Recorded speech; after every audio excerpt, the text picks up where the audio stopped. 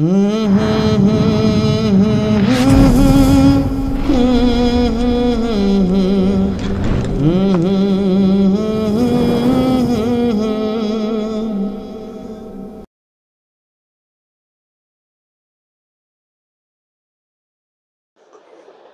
عليكم ورحمة الله وبركاته.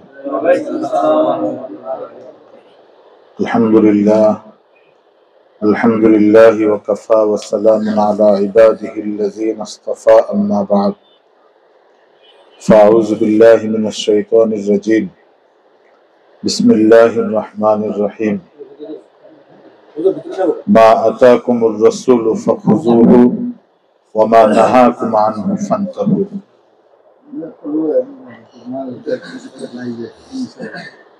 وقال الله تعالى في كلامه المجيد وما أوتيتم من العلم إلا قليلا. وقال رسول الله صلى الله عليه وسلم تركت فيكم أمرين لن تضلوا ما تمسكتم بهما كتاب الله وسنة رسوله. मुअज्जज़ मुहतरम नहायत काबिल एहतराम शेखुल इस्लाम शेखुल मशाइख शेखुल हदीस रहनुमाए शरीयत इमामे मारिफत আমাদের সকলের পরম শ্রদ্ধেয় দরদি শায়েখ ও মুর্শিদ, যিনি আমাদের দুনিয়া এবং আখিরাতের মাওলা ও মুনিব, আমাদের শরীয়ত তরিকত হাকিকত মারিফতের রাহবার, মানিকগঞ্জ দরবার শরীফের শায়েখ ও মুর্শিদ, বিশ্ব ইজতেমার প্রবক্তা দরদি মুর্শিদ কেবলার হুকুমে আমরা সারা বাংলাদেশ ব্যাপী মানিকগঞ্জ দরবার শরীফের ভক্ত মুরিদান সালিকিন জাকিরিন যে যেখানে আছে, আমরা এই সব গুজারির উদযাপন করে থাকি হালকায়ে জিকির, কোরআন তেলাওয়াত, হামদ, নাত এবং নফল ইবাদত, তাসবিহ, তাহলিল এর মাধ্যমে। তারই একটা বড় মার্কাজ, মডেল মার্কাজ কাওরান বাজার সিদ্দিকিয়া মুজাহিদ কমিটির এই হালকা, যেটা কাওরান বাজার সিদ্দিকিয়া মুজাহিদ কমিটির পক্ষ থেকে আমাদের শ্রদ্ধেয় সভাপতি জনাব হাজী আব্দুর রাজ্জাক ভাই, সেক্রেটারি হাজী সুমন ভাই, যিনি পরিচালনা করেন আমাদের শ্রদ্ধেয় কামাল ভাই, ওনাদের নেতৃত্বে কাওরান বাজারের অন্যান্য ব্যবসায়ী চাকরিজীবী ভাইয়েরা পরিচালনা করেন এবং সারা ঢাকা থেকে টুকটাক অনেকেই এই হালকায় উপস্থিত হয়ে থাকেন। আজকেও যারা উপস্থিত হয়েছেন সকলের প্রতি আমার সালাম, মুবারকবাদ। সম্মানিত উপস্থিতি,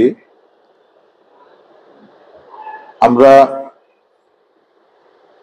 দুনিয়াতে আসছি, আল্লাহ রাব্বুল আলামিন আমাদেরকে দুনিয়াতে পাঠাইছেন।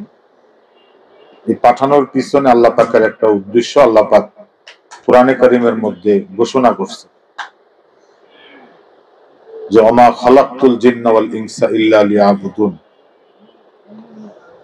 জিন জাতি এবং মানব জাতি, এই দুইটা জাতিকে আমি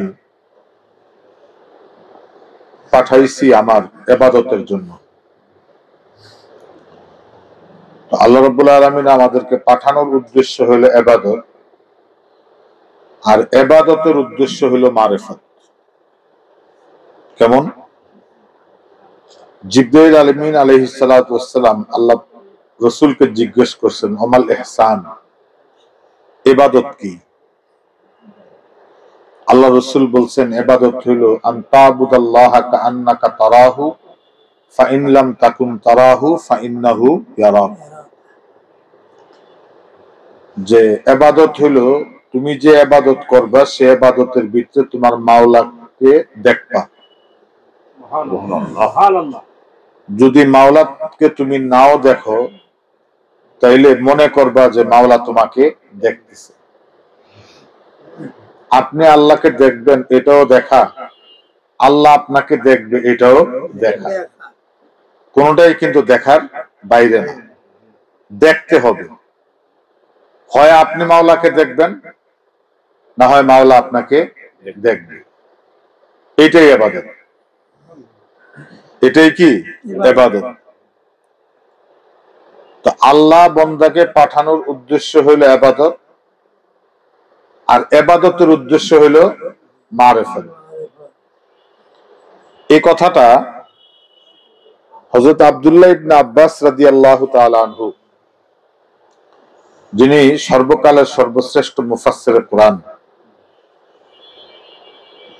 যাকে জড়ায়া ধরে আল্লাহ রাসূল বলছিলেন আল্লাহুম্মা আল্লিমহু ফিদ্দীন ওয়া ফাক্কিহু ফিত তাওয়িল, যে আল্লাহ আপনি তাকে দ্বীনের ইলম দান করেন এবং কোরআনে কারীমের তাফসীর তাকে পরিপূর্ণভাবে বুঝার তৌফিক আপনি দান করেন।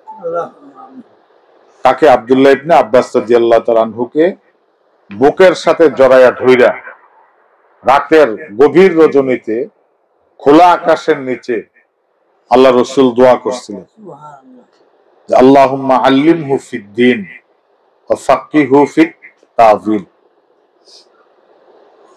তাওয়িল মানে তাফসীর। কোরআনের আমরা এমনি বলি যে স্বপ্ন দেখলে তাবিল করে দেন, তাবিল করে দেন, মানে কি ব্যাখ্যা করে দেন। তো কোরআনের ব্যাখ্যাটাকেই তাবিল বলে, আবার মশহুর ভাষা এটাকে তাফসীর বলে। মশহুর ভাষায় কি বলে? প্রসিদ্ধ ভাষা হইল তাফসীর। তার মানে তাবিল যে কোনো কথার যে কোনো কাজের হইতে পারে। একজন যদি একটা কথা ভুল বুঝে, আরেকজন এটা বুঝে বলতে গেলে বলে এই তুই তাবিল করিস না, বলে কিনা? এর মানে কি ব্যাখ্যা করিস না। তার মানে সকল ব্যাখ্যাকে বলা হয় তাবিল, আর কোরআনের ব্যাখ্যাকে বলা হয় তাফসীর। এটা হলো তাবিল আর তাফসীরের মধ্যে কি পার্থক্য। তাবিলটা হলো জেনারেল, আর তাফসীরটা শুধুমাত্র কোরআন শরীফের সাথে খাস।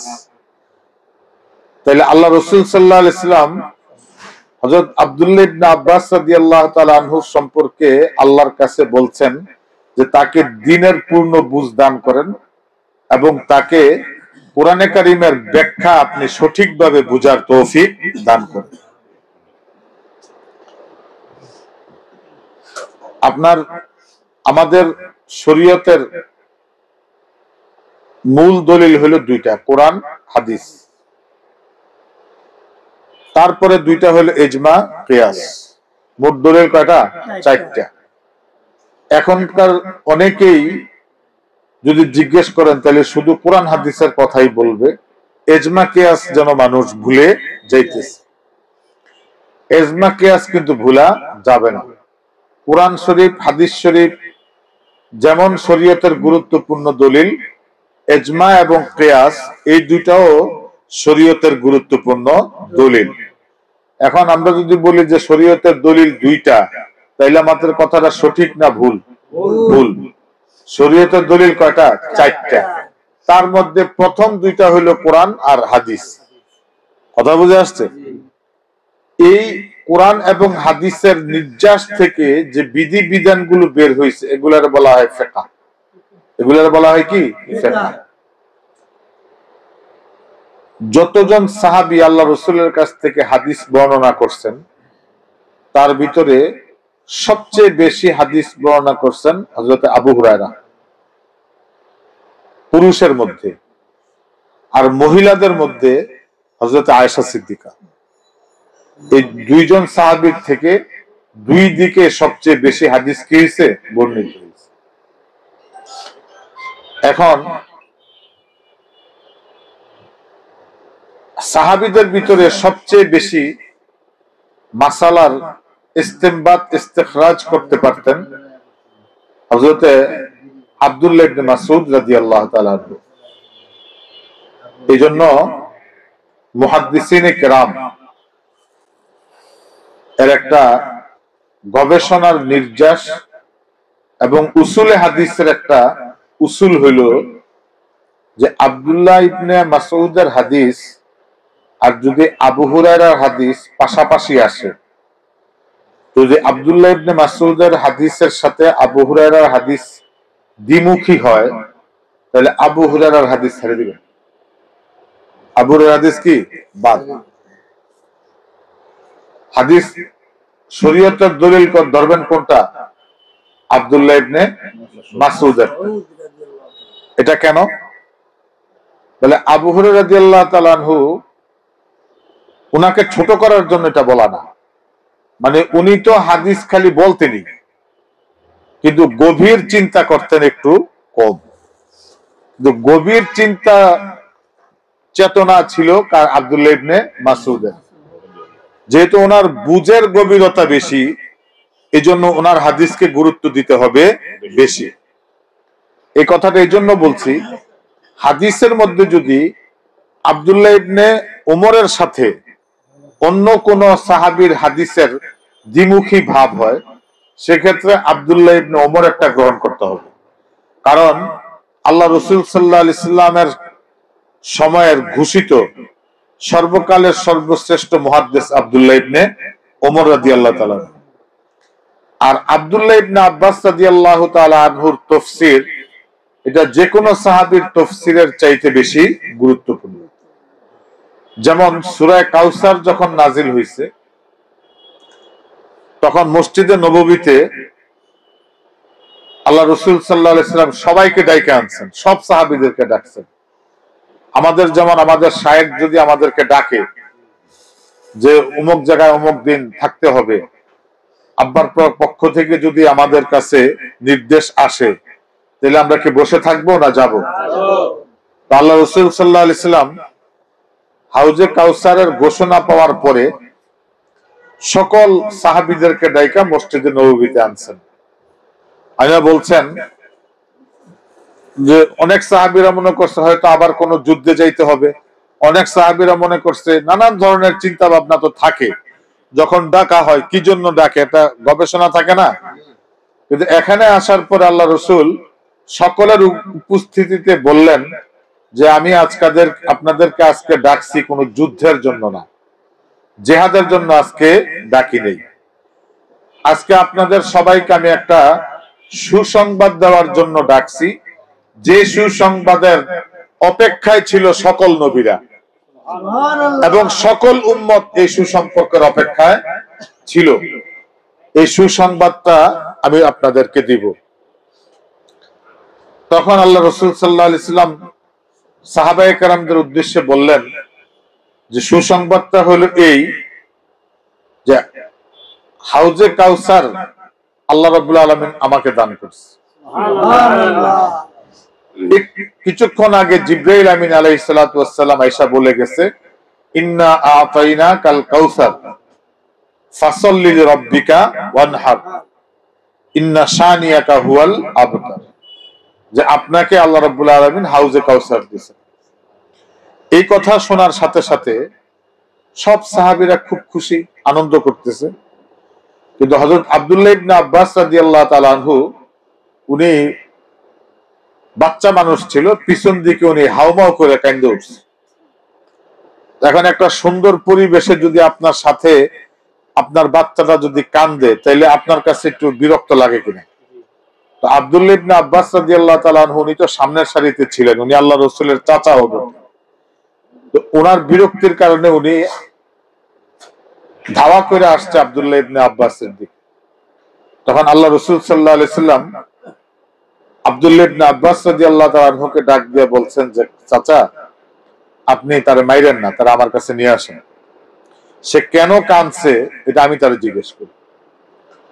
তখন আব্দুল্লাহ ইবনে আব্বাস রাদিয়াল্লাহু তাআলা আনহু আল্লাহ রাসূলের হুকুম মোতাবেক আব্দুল্লাহ ইবনে আব্বাস যায়া ওনার ছেলেকে নিয়ে আসছে।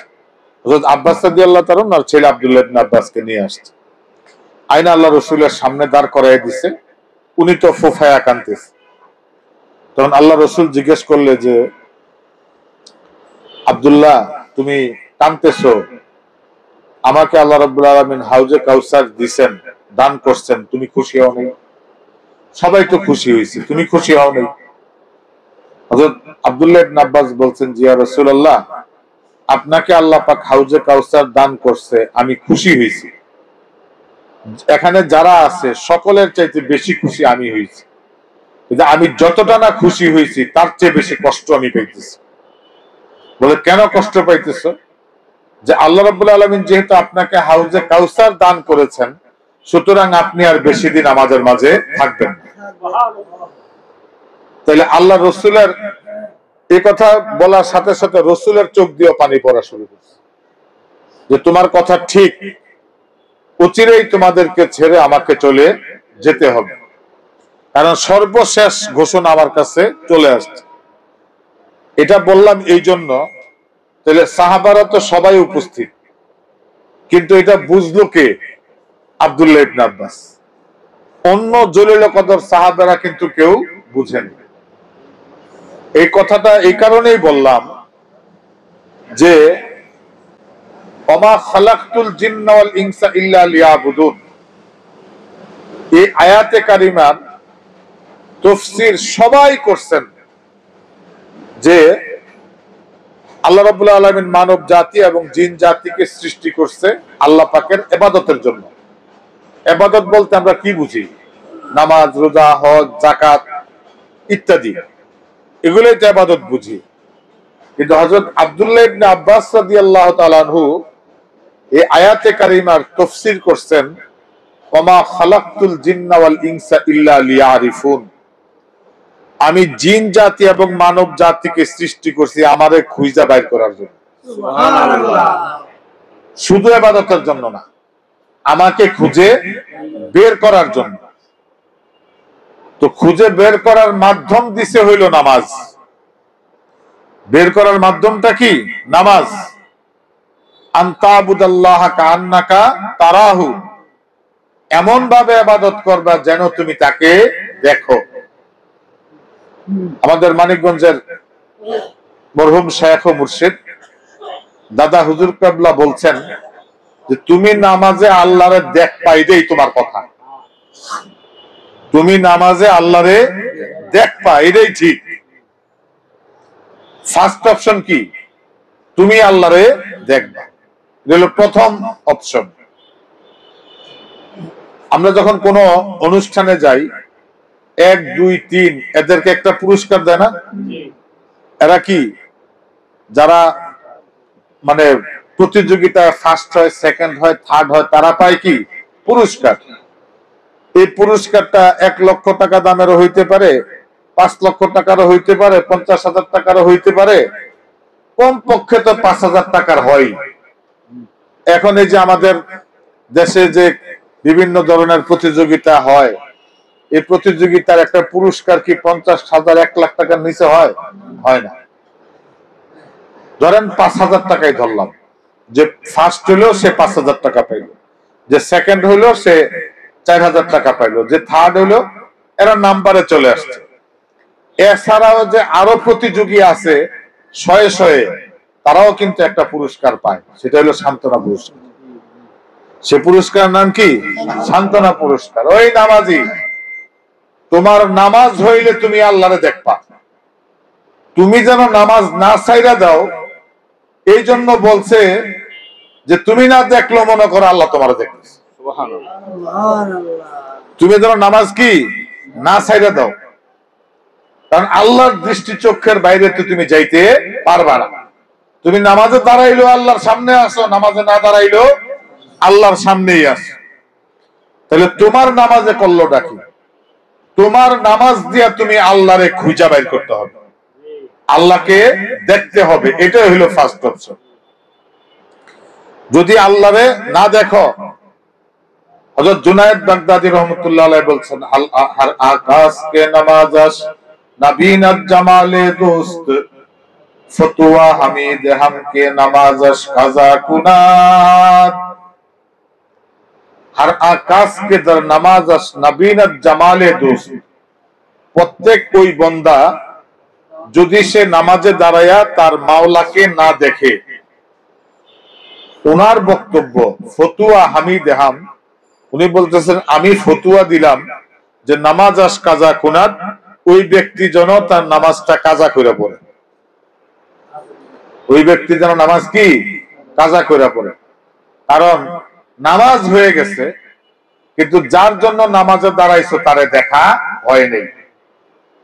যার জন্য নামাজে দাঁড়াইছো তারে দেখা হয় নাই। নামাজ হয়ে যাওয়া এক কথা, আর যার জন্য নামাজে দাঁড়াইছো তারে দেখা হইল আরেক কথা। আমি সেদিন এই ফেসবুক ঘাটতে ঘাটতে একজনের একটা কথা, ছোট্ট একটা কথাই শুনলাম, যে সে বলতেছে যে আমি যারে ভালোবাসতাম সে কইল মানে তুমি ভালো থাইকো, তো সে আমার ভালো চাইলো কিন্তু আমারে চাইলো না। সে আমারে কি চাইছে? ভালো চাইছে, কিন্তু আমারে চাই। এখন নামাজ আমরা পড়ি, নামাজ আমরা কি পড়ি, আমরা চিন্তা করি মাসলা মাসাইল দিয়ে আমরা যাচাই বাছাই করি আমার নামাজ হইল কিনা, কিন্তু যার জন্য নামাজে দাঁড়াইলাম তারে দেখা হইল কিনা সেই কথাও তো চিন্তা করতে হবে। এই নামাজ যদি পড়তে হয়, যদি মাওলারে দেখতে হয়, তাহলে কোন না কোন হক্কানি আল্লাহর ওলির কাছে বায়াত মুরিদ হয়ে নামাজ পড়তে হবে। ট্রেনিং দিয়ে আল্লাহরে দেখা যাবে না।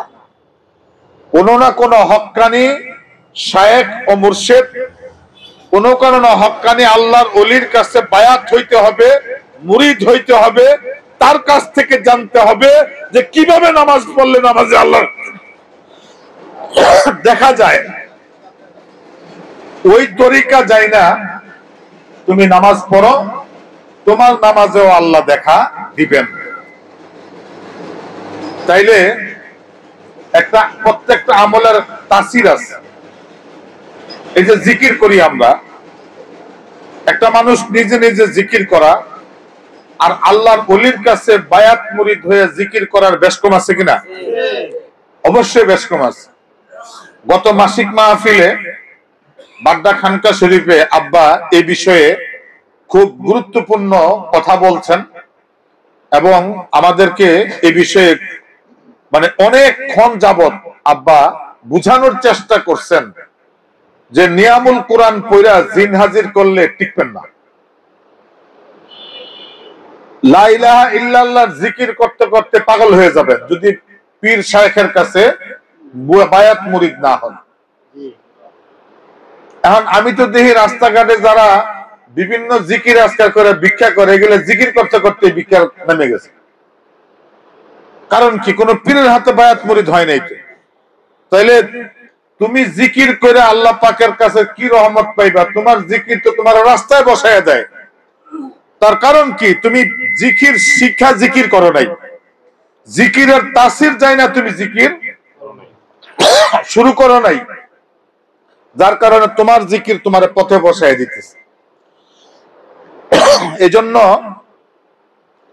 আমরা যারা আল্লাহর কুতুবের হাতে বায়াত হইছি, মুরিদ হইছি, ওখান থেকে সবক নিয়ে আমরা যারা জিকির আজকার করি, আমাদের জিকিরে ইনশাআল্লাহ আমাদেরকে আল্লাহ পাওয়া পর্যন্ত পৌঁছায় দেয় এবং আমাদের জিকিরের মধ্য দিয়ে আমরা আল্লাহ পাকের রেজামন্দি, আল্লাহ পাকের সন্তুষ্টি আমরা হাসিল করতে পারব। সম্মানিত উপস্থিতি, মানিকগঞ্জের বিশ্ব ইজতেমাকে সামনে রেখে আজকে এই প্রস্তুতি মাহফিল, আলহামদুলিল্লাহ মানবতার বিশ্ব ইজতেমা, শরীয়তের বিশ্ব ইজতেমা, তরিকতের বিশ্ব ইজতেমা, হাকিকতের বিশ্ব ইজতেমা, আল্লাহ রাব্বুল আলামিনকে চিনা জানা বুঝার বিশ্ব ইজতেমা হলো মানিকগঞ্জের বিশ্ব ইজতেমা। এই বিশ্ব ইজতেমার একক আহ্বায়ক আমাদের শায়েখ ও মুর্শিদ, আমাদের দরদি বন্ধু। সম্মানিত উপস্থিতি, আসলে এই বিশ্বটাই একটা ইজতেমা, এই বিশ্বটাই কি একটা ইজতেমা। আল্লাহ রাব্বুল আলামিন মানুষ দিয়া দুনিয়া আবাদ করছেন। এই প্রত্যেক যুগে যুগে মানুষদের জন্য বক্তা পাঠাইছেন। মানুষদের জন্য কি পাঠাইছেন? বক্তা পাঠাইছেন। হযরত আদম আলাইহিস সালাম এক বক্তা, উনারে দিয়া হইল শুরু।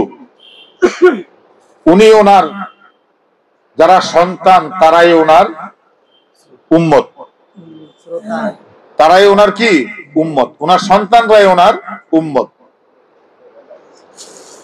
এই যে শুরু হয়েছে দুনিয়া, বক্তৃতা করতে করতে করতে করতে সর্বশেষ বক্তা এবং প্রধান বক্তা, সর্বশেষ বক্তা এবং কি প্রধান বক্তা মুহাম্মদুর রাসূলুল্লাহ সাল্লাল্লাহু আলাইহি ওয়াসাল্লাম, যাকে যার বক্তব্যের পরে আল্লাহ রাব্বুল আলামিন বলছেন আল-ইয়াওমা আকমালতু লাকুম দীনাকুম ওয়া আতমামতু আলাইকুম নিয়ামাতি ওয়া রাদিতু লাকুমুল ইসলামা দীনা, যে আজকে তোমাদের দিন তোমাদের জন্য পরিপূর্ণ করে দেওয়া হয়েছে। হযরত আল্লাহ রাসূলের যুগে একজন ইহুদি বলছিল হযরত আবু বকর রাদিয়াল্লাহু তাআলা আনহুকে, যে তোমাদের কোরআনের মধ্যে এমন একটা আয়াত আছে, এই আয়াতটা যদি আমাদের নবী হযরত মূসার উপরে নাজিল হইতো, তাওরাতে যদি আয়াতটা থাকতো, তো লাস্তাখাস্তু হাযাল ইয়াউম ঈদা, যেদিন এই আয়াতটা নাজিল হয়েছে সেই দিনটাকে আমরা ঈদ পালন করতাম। কাকে বলছে? হযরত আবু বকর। এক ইহুদি বলছে যে তোমাদের কোরআনে কারীমের মধ্যে এমন একটা আয়াত আছে, এই আয়াতটা যদি আমাদের ইহুদিদের উপরে নাজিল হইতো, আমাদের নবী হযরত মূসার উপরে নাজিল হইতো, তাহলে লাত্তাখাস্তু হাযাল ইয়াউম ঈদা, তাহলে ওই দিনটাকে আমরা ঈদ হিসাবে পালন করতাম। উনি জিজ্ঞেস করছে কোন আয়াত? তখন ইহুদি বলছে আল-ইয়াওমা আকমালতু লাকুম দীনাকুম ওয়া আতমামতু আলাইকুম নি'মাতি ওয়া রাদিতু লাকুমুল ইসলামা দীনা। এই আয়াত হযরত আবু বকর বলছেন যে এটা তো আরাফার ময়দানে নাজিল হয়েছে, এই দিনটা তো আমাদের কাছে ঈদের চেয়েও বেশি। এই দিন আমাদের কাছে কি ঈদের চেয়েও বেশি, মানে তোমরা তো ঈদ করতা, আমরা ঈদের চেয়েও বেশি করি। তাইলে যে বেশি করতে পারবো তারে আল্লাহ দেয়, যে বেশি পারে তারে আল্লাহ কি দেয়। তোমরা শুধু ঈদ করতাম, আমরা ঈদের চেয়েও কি বেশি করি, তাহলে আল্লাহ তোমাকে দিব না আমাকে দিব? তাহলে আমরা যারা আপন শায়েখের কাছে বায়াত মুরিদ হইছি, আমরা কিছু বেশি করতে হবে। সবাই নামাজ পড়ে, আমরাও নামাজ পড়বো। সবাই রোজা রাখে, আমরাও রোজা রাখবো। সবাই হজ করে, আমরাও হজ করব। সবাই যাকাত দেয়, আমরাও যাকাত দিব। সবাই তাসবিহ পড়ে, আমরা জিকির করব। সবাই আস্তে করে, আমরা জোরে করব। সবাই ইস্তেমা করে, আমরা বিশ্ব ইস্তেমা করব। সুবহানাল্লাহ। আমরা কি করব? বিশ্ব ইস্তেমা করব। এই বিশ্বটা একটা ইস্তেমা। এর সর্বশেষ বক্তা, প্রধান বক্তা, তার নাম কি? মুহাম্মাদুর রাসূলুল্লাহ সাল্লাল্লাহু আলাইহি ওয়াসাল্লাম। আসেনি সাইয়্যিদুল মুরসালিন, সব রাসূলের নেতা, ইমামুল আম্বিয়া, সব নবীদের ইমাম, খাতামুন নবিয়্যিন, সর্বশেষ নবী। আল্লাহর রাসূলকে যদি কেউ সর্বশেষ নবী মনে না করে, তার ঈমান থাকবে না, সে কাফের।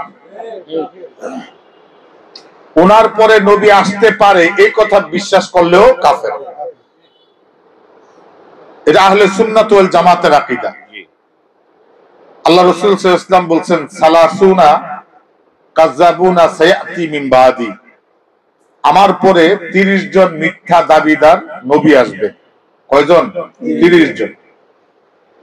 তাহলে বুঝা গেল নবীর পরে যে নবী দাবি করবে সেই মিথ্যাবাদী, আর আমাদের নবীর পরে যে নবুয়ত দাবি করবে, তাকে যারা অনুসরণ করবে, নবী বলে বিশ্বাস করবে, তারা সব কাফের। তাইলে আমাদের নবী মুহাম্মদুর রাসূলুল্লাহ সাল্লাল্লাহু আলাইহি ওয়াসাল্লাম এই আল্লাহ রাব্বুল আলামিন যে বিশ্ব ইজতেমা করতেছেন, এটার শেষ বক্তা। এখন যে সময়টা চলতেছে, মাহফিলের পরে তবারক বিতরণ হয়নি, এখন হলো তবারকের টাইমটা চলতেছে। এখন চলতেছে কিসের সময়? তবারকের সময়। এই মদিনার বরকত হাজী আমদাদুল্লাহ মুহাজির মক্কির হাত হইয়া রশিদ আহমদ গঙ্গুহির হাতে তবারকের সামিজ আসছে। রশিদ আহমদ গঙ্গুহি রহমতুল্লাহ আলাইহি এই তবারকের সামিজ কেউ তো চিরস্থায়ী না, যাওয়ার সময় কারি ইব্রাহিম সাহেব রহমতুল্লাহ আলাইহির হাতে দিয়ে গেছে। তো কারি ইব্রাহিম সাহেব রহমতুল্লাহ আলাইহি এই চামিজ ইসহাক রহমতুল্লাহ আলাইহির হাতে দিয়ে গেছে। ইসহাক রহমতুল্লাহ আলাইহি এই চামিজ দিয়ে গেছে আজহারুল ইসলাম সিদ্দিকী রহমতুল্লাহ আলাইহির হাতে। এই চামিজ কোন জায়গার চামিজ? মদিনার চামিজ। এই চামিজ কার হাত থেকে আসছে? মদিনাওয়ালার হাত থেকে আসছে। এই চামিজ কিসের চামিজ? তরিকার, ইসলামের, কল্যাণের, বায়াতের চামচ। আমাদের দেশে একদল মানুষ যারা বায়াতের বিরুদ্ধাচরণ করে, তারা একটা সুন্নতের বিরোধিতা করলো। কমপক্ষে এতটুকুন পাপ তাদের হবে। কারণ বায়াত বিল ইত্তেফাক সুন্নত। আমি কাউকে গোমরা বলবো না, অন্তত একটা সুন্নতকে অস্বীকার করলে যতটুকুন গুনাহ হওয়ার কথা, কেউ যদি বায়াতকে অস্বীকার করে তাহলে একটা সুন্নতকে অস্বীকার করার গুনাহ তার হবে।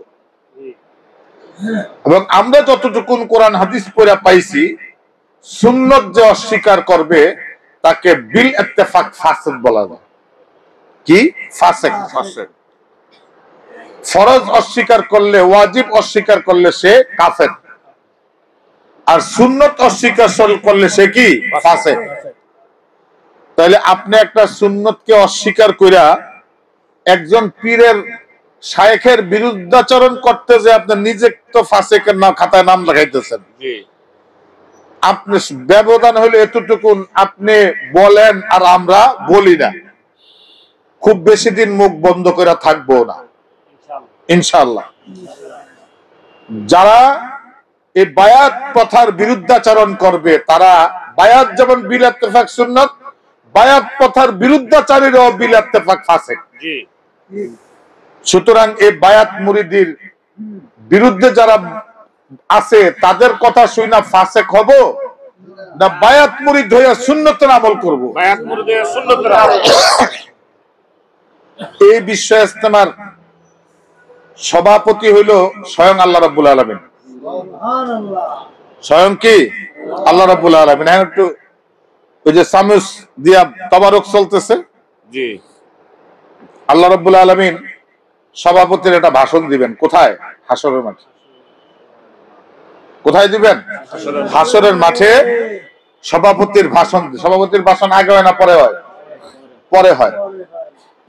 এই ভাষণটা আল্লাহ রাব্বুল আলামিন দিবেন ময়দানে মাহশরে। কোন দিন? যেদিন জান্নাতীদের জান্নাতের ফয়সালা হবে, জাহান্নামীদের জাহান্নামের ফয়সালা তিনি করবেন।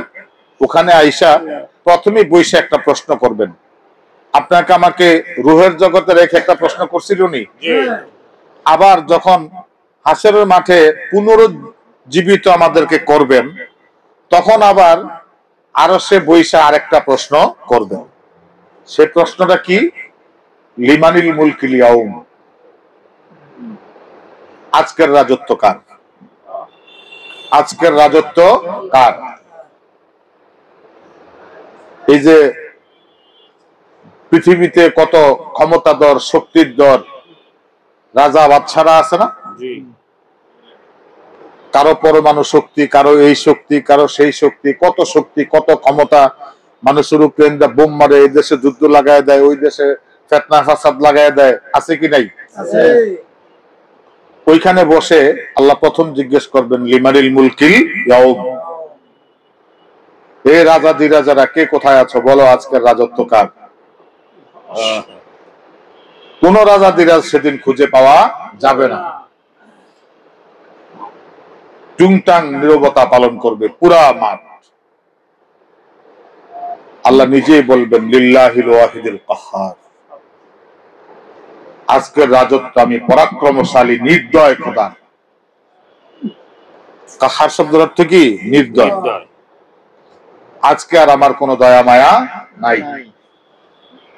আমি রহমান ছিলাম দুনিয়াতে, রহিমও ছিলাম, তো যখন আমি রহমান ছিলাম, রহিম ছিলাম, তখন তো আমার ডাকো নাই।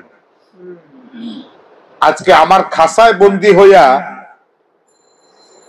আমার ডাকলেও আর কাজ হবে না। আমি আজকে রহমান রহিম নাম নিয়ে এখানে আসিনি, আমি কাহার নাম নিয়ে আসছি। লিল্লাহিল ওয়াহিদিল কাহার। এখানে হইল বুঝার বিষয়, আল্লাহ যে কাহার বলে ঘোষণা দিলেন শুরুতে,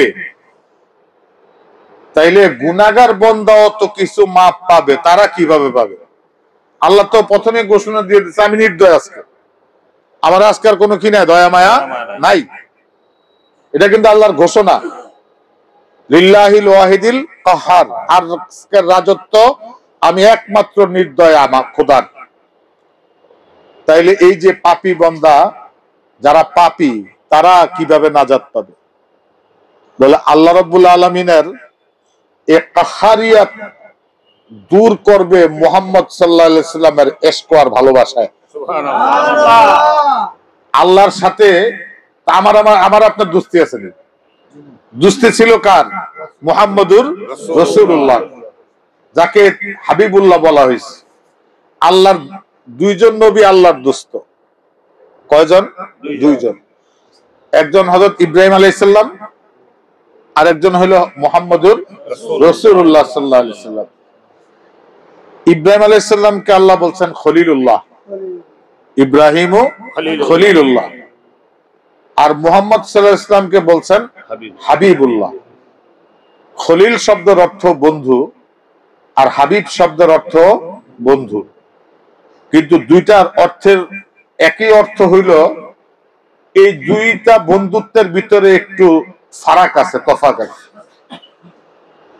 আব্বা একটা কথা বলছেন যে তুমি যারে ভালোবাসো তারে বিয়ে করো না, বলছেনি যে তুমি যারে ভালোবাসো তারে বিয়া করো না, তোমারে যে ভালোবাসে তারে বিয়া করো। তাহলে বুঝা গেল ভালোবাসারও দুইটা দিক আছে। ইব্রাহিম আলাইহিস সালাম আল্লাহর বন্ধু হইছে অনেক কষ্ট করে, এর জন্য আগুনে পোড়া লাগছে, নিজের ছেলে সন্তানকে নির্বাসনে দেওয়া লাগছে, আপন পুত্র সন্তান কোরবানি দেওয়া লাগছে। অনেক পরীক্ষা দিয়া ইব্রাহিম প্রমাণ করছে যে আমি আপনার বন্ধু। তারপরে আল্লাহ স্বীকৃতি দিচ্ছেন যে হ্যাঁ তুমি আমার বন্ধু, তবে তুমি আমার খলিল বন্ধু। তুমি আমার কি? খলিল বন্ধু। কারণ তুমি আমার উপরে আশিক হইছো, আমার প্রেমে তুমি পড়ছো, তোমার প্রেমে আমি পড়ি নাই। যেহেতু আমার প্রেমে পইরা বারবার পরীক্ষা দিয়া পাস করছো, স্বীকৃতি দিলাম, যাও, এতটুকু। আর মুহাম্মদ সাল্লাল্লাহু আলাইহি সাল্লাম হলো আল্লাহর বন্ধু, যার প্রেমে আল্লাহ নিজে পড়ছে। যার প্রেমে কি আল্লাহ নিজে পড়ছে। মুহাম্মদ আল্লাহর প্রেমে পড়ে নাই, বুঝতে হবে বিষয়। আল্লাহ পড়ছে কার প্রেমে? মুহাম্মদের। এখন একটা মানুষ যতই শক্ত হোক, শক্তিশালী হোক, যতই নির্দয় মুড নিয়ে বসুক, যখন সে যারে ভালোবাসে সে যখন সামনে আসে, এটা কি আর থাকে?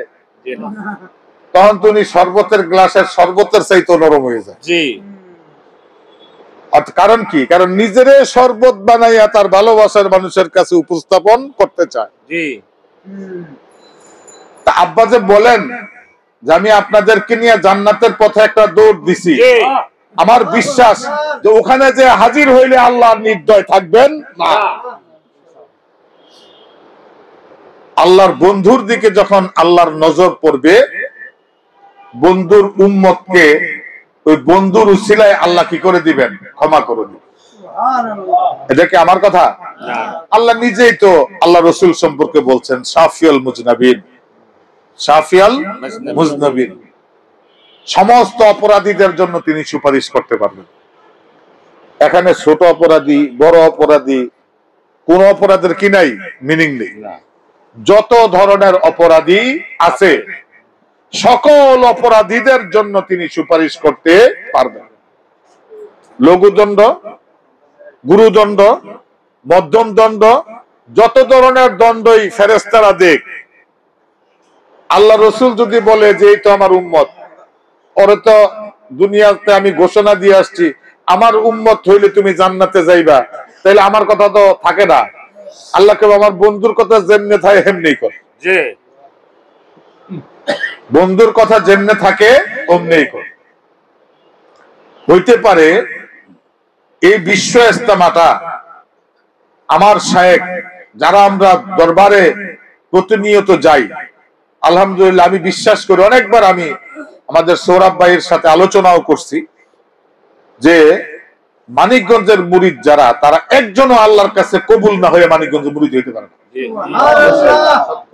মানিকগঞ্জের মুরিদ হইতে হইলে প্রথম শর্ত হইল আল্লাহর কাছে কবুল হইতে হবে, এরপরে মানিকগঞ্জের মুরিদ হইতে পারবে। তারপরও তো কিছু মানুষের জন্য ফিকির থাকে না। আমার মনে হয় যে আব্বা যে বিশ্ব ইস্তেমার প্যান্ডেলটা করে, এই বিশ্ব ইস্তেমার প্যান্ডেলটার ভিতরে একবার ঘুরে আসা, এটাও রসুলের শাফাআত পাওয়ার জন্য যথেষ্ট হয়ে যায়। সুবহানাল্লাহ। যে এই ইস্তেমার, এই বিশ্বের ইস্তেমার আদলেই মানিকগঞ্জের বিশ্ব ইস্তেমা। কিন্তু এই বিশ্বের ভিতরে দুই ধরনের মানুষ আছে, এক ধরনের মানুষ হইলো আল্লাহকে মানে, একজন মানুষ হইলো আল্লাহকে মানে না। যারা আল্লাহকে মানে তারা হইলো নাজি, জান্নাতে যাবে। আর যারা আল্লাহকে মানে না তারা কোথায় যাবে? জাহান্নামে যাবে। কিন্তু আল্লাহর ওলি আরেকটা বিশ্বের রূপক বিশ্ব ইস্তেমা এই বিশ্বের তুলনায় মানিকগঞ্জে ওখানে আয়োজন করছেন, যে ওই বিশ্ব ইস্তেমা দিয়ে একবার ঘুরে আসলেই সে আল্লাহর কাছে কবুল হয়ে যাবে।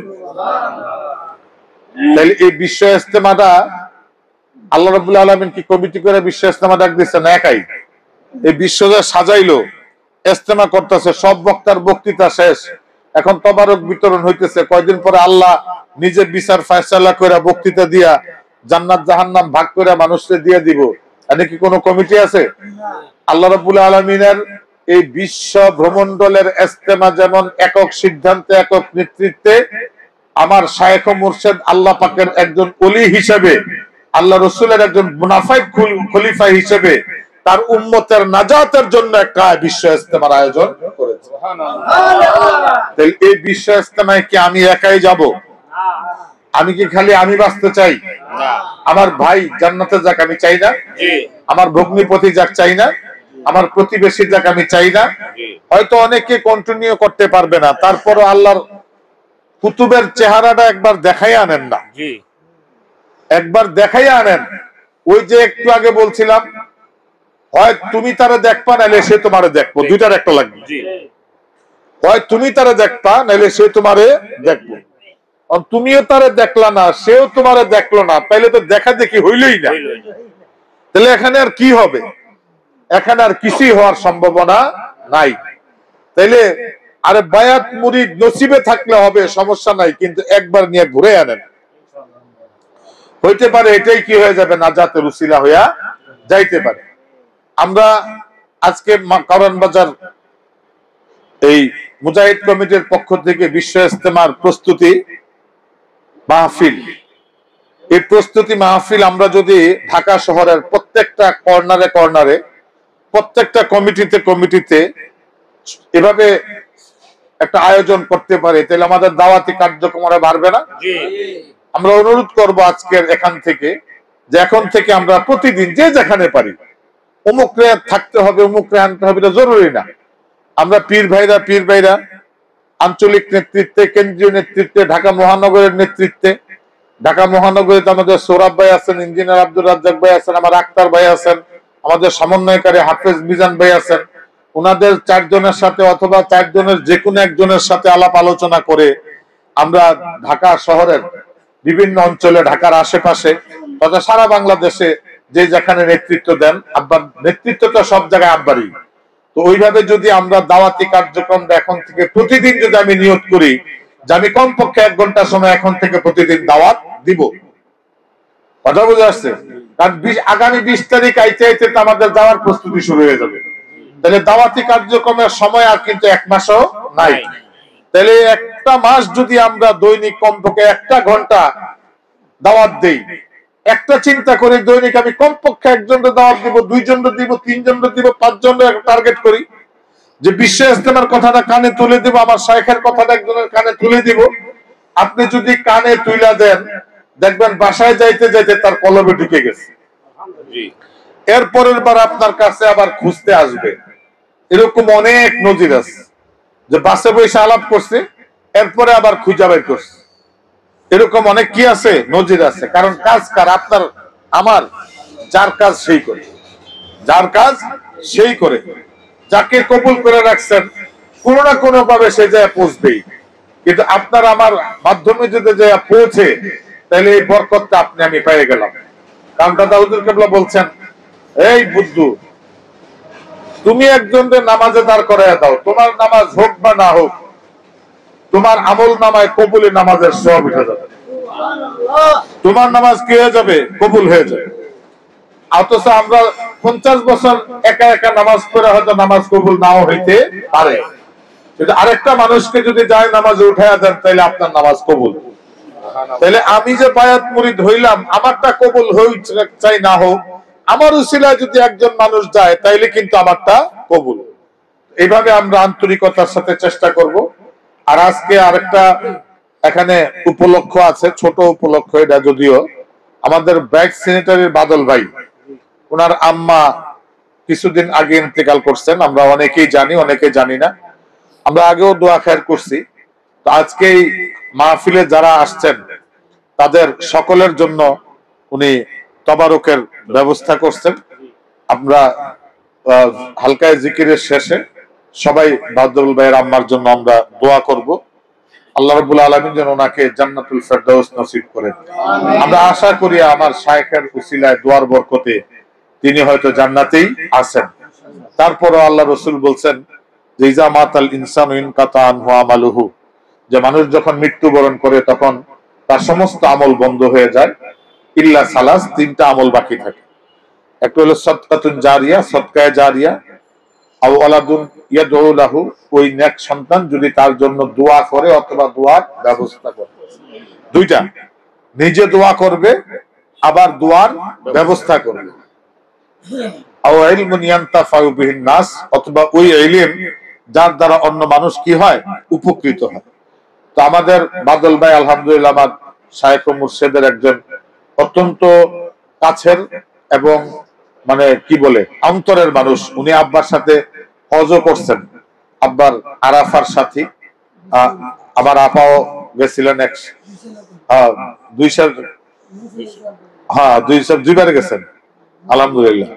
তো আব্বার আরাফ 2 ছেলেও গেছে আব্বার সাথে, আরাফার সাথী। তো ওনার বড় ছেলে আজকে আসছে এখানে, এবং খুব মানে অনেক আগের থেকেই আব্বার কথা ছাড়া উনিও কিছু করেন না। খুবই একজন ভালো বক্ত, অনুরাগসারী। আবার এই গত পরশুদিন মনে হয় সোমবার আমাদের কামাল ভাই, ওনার ভগ্নিপতি ইন্তেকাল করছে। এটাও আমরা খোঁজ খবর পাইছি, দোয়া করছি। তো আজকে ওনারও ইসালের সব ইনশাল্লাহ এখান থেকে হবে। আমরা সবাই দোয়া করব, সকলের জন্য আমরা দোয়া করব। আমাদের পীর ভাই পীরগঞ্জ যেখানে আছে সবার জন্য দোয়া করব। যারা জীবিত আছে আল্লাহ রাব্বুল আলামিন যেন তাদেরকে কবুল করে নেন, আপন শায়েখ ও মুর্শিদের কদমে থাইকা আল্লাহ রসুলের তরিকার উপরে যেন মৃত্যুবরণ করতে পারেন। এবং যারা দুনিয়া থেকে চলে গেছে আল্লাহ পাক যেন তাদেরকে জান্নাতবাসী করে দেন, এই জন্য আমরা দোয়া করব। আমাদের শ্রদ্ধেয় বড় ভাই কাজী সৌরভ ভাই, দাদা হুজুর কেবলার সময় থেকে উনি খুবই আব্বার, দাদা হুজুর কেবলারও কাছের মানুষ, আব্বারও কাছের মানুষ। এখনো সার্বক্ষণিক ওনারা আব্বার সাথেই দেখা যায়। মানে মনে হয় যে আব্বার ছায়া মনে হয় সৌরভ ভাই। কথা বুঝে আসছে? ছায়ার মতো সবসময় লেগে থাকে। আলহামদুলিল্লাহ উনি পারেও। তো আমার ভাই এখানে উপস্থিত আছেন, অত্যন্ত বরকতওয়ালা, ফজিলতওয়ালা। আমার ভাইও হয়তো কিছু নসিহত আমাদেরকে করবেন, আমরা সবাই শুনবো। জিকির আজকার হবে, দোয়া মোনাজাত হবে। আমরা সবাই ইনশাআল্লাহ দোয়া মোনাজাত শেষে তবারক খাবো। সারা রাত ব্যাপী আমরা জিকির আজকার করব। আল্লাহ রাব্বুল আলামিন আমাদের এই আশা পোষা বলা শোনা ভুল ত্রুটি মাফ করুক, আল্লাহ পাক কবুল করে নেবেন। আল্লাহুম্মা আমিন।